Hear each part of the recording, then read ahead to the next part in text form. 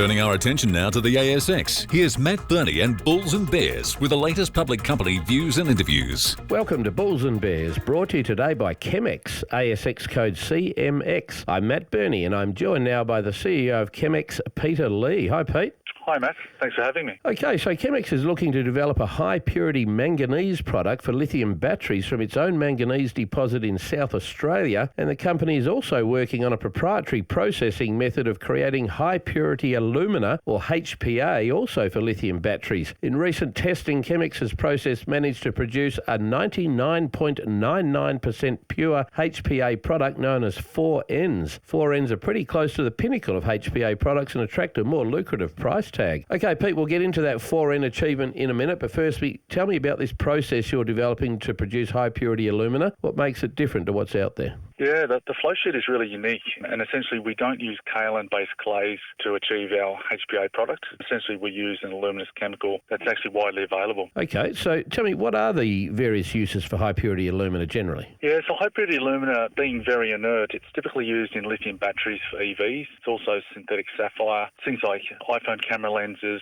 lasers, military applications. So it's really out there. It's really quite common. And LED lights too, I believe. Is that right? Yeah, exactly. Wide uses there as well. So it's almost a household name without realising it. Okay, so ChemX has just produced a 99.99% pure HPA product using your own developed process. Why does it need to be that pure? Does it fetch more money? And if so, how much more? Yeah, exactly. So a 5/9 product would typically fetch around $35,000 US a tonne. 4/9s typically around $20,000 US a tonne. And really, for a fairly inexpensive feedstock, that's quite a margin, and so it's quite exciting. Does it get you into a different market, achieving the 99.99? Yeah, absolutely. A typical 3/9s, 4/9s, gets you into that lithium battery market space, and really that's quite lucrative, and so that's really the primary target. Is your HPA process patented? Have you got any protection on it? Yeah, absolutely. So we've been progressing that patent application, and we've just achieved a certain sign-off that means we're now entering a different stage, and so we perceive by the end of the year we should have that patent fully locked down. At this point, we've achieved recognition that we've passed that critical stage. Okay. Now, I know you're also looking to produce a high-purity manganese product, also suitable for lithium batteries, and you've got your own manganese deposit in South Australia. What's the initial maiden resource here? I know you've just announced it, right? Yeah,